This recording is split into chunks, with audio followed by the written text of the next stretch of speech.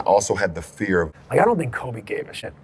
at all. I think that's what part of his brilliance. I don't think Michael gave a shit. Like, that's a part of their brilliance. A lot of success early. But, a college, you have it a little bit about your way of getting through the early part of your career. I mean, you had a lot of success early, but you definitely have failures when you're young. Yeah, absolutely. I think the most important thing for me early on in my career was just the feeling of not wanting to let people down.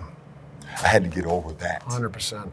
You know, when you don't know quite how to handle that emotion, it's like, oh shit, if I miss this shot, I've let a lot of people down. Or if I make a bad play, I'll let so many people down.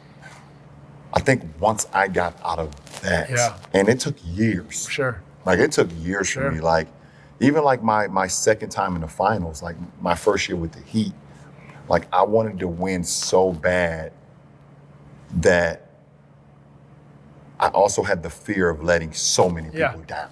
Yeah, I came here, we put this thing together, and if it doesn't happen, I'll let so many fucking people down. And the hours that I put into my craft, the commitment that I gave to my craft wasn't even the thought, which should have been. Right. It was more like, oh shit, if I go out and I make a mistake, I'll let them down. If I go out and fuck up, I'll let him down. Like, instead of just like going out there and just be like, who the fuck gives a fuck? They don't care. Right. You are in the position because of that. And if you do, so be it. And you still feel bad. Yeah, and absolutely. You don't get it done, but you have the resolve to push through. You have the resolve. The next night I'm doing the same thing. Yep. Right. Exactly. It's interesting. It's funny because I think, and I'm probably butchering this, but I think the Chinese call it a paper tiger. I think the Buddhists call it a double arrow, and it's basically, Mark Twain has this quote like, "I went through an awful lot in my life, and some of it actually happened." It's like our reaction, right? It's our reaction thing. So you're reacting not to all the work you've put in. You're reacting to the perception. The perception. Well, I don't want to let people down. I think we're similar in that way. Whereas I think other people like I don't think Kobe gave a shit.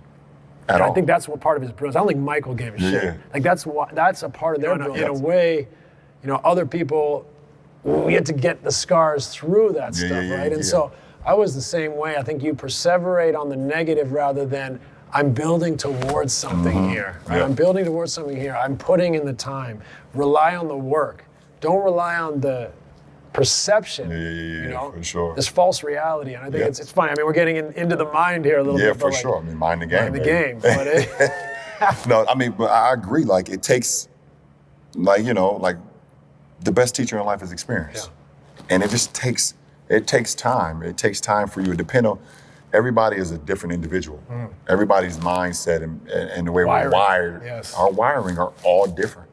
And it takes more time for certain individuals to get to that point, to be able to have that.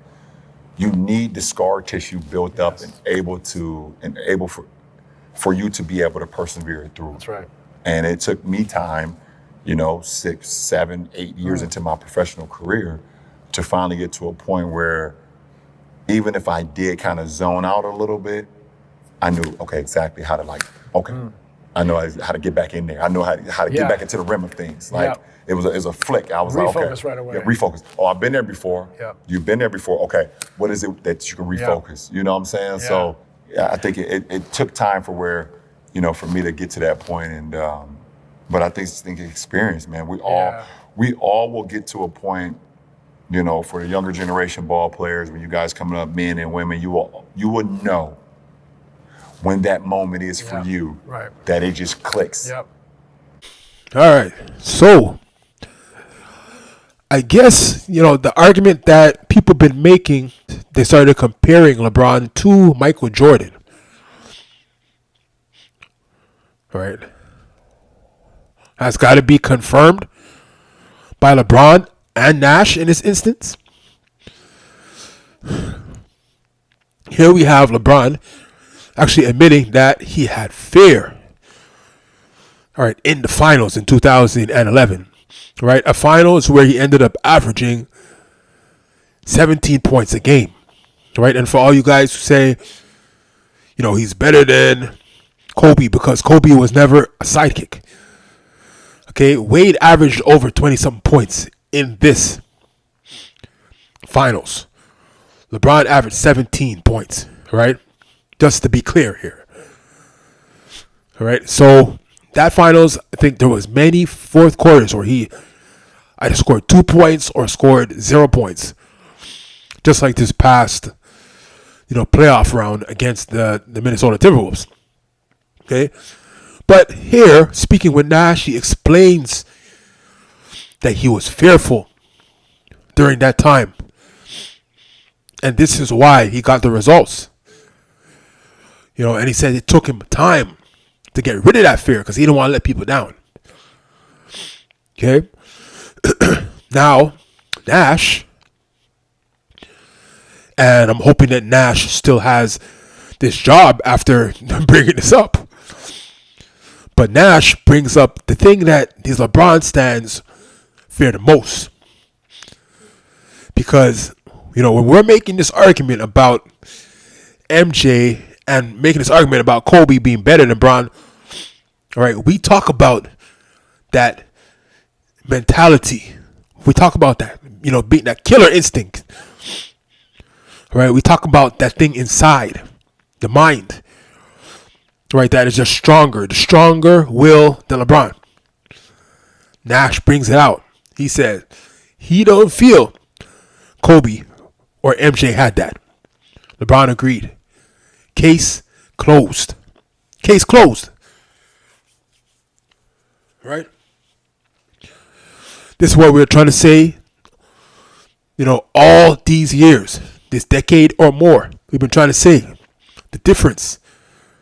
All right, between Kobe, difference between MJ and LeBron is that mentality, is that killer instinct.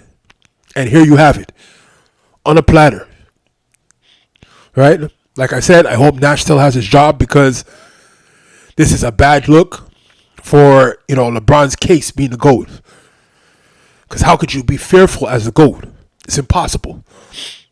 Right? When you have others superior to you who didn't care, and Nash knows it, and LeBron, he knows it too. He basically admits it as well. He agrees with Nash's assertion. All right, so that really could have ended the GOAT case right there, But I'm sure LeBron Stan still got something to say about stats or triple doubles or I don't know what else. Maybe the all-time scoring record. All right. But that's about it. So until next time.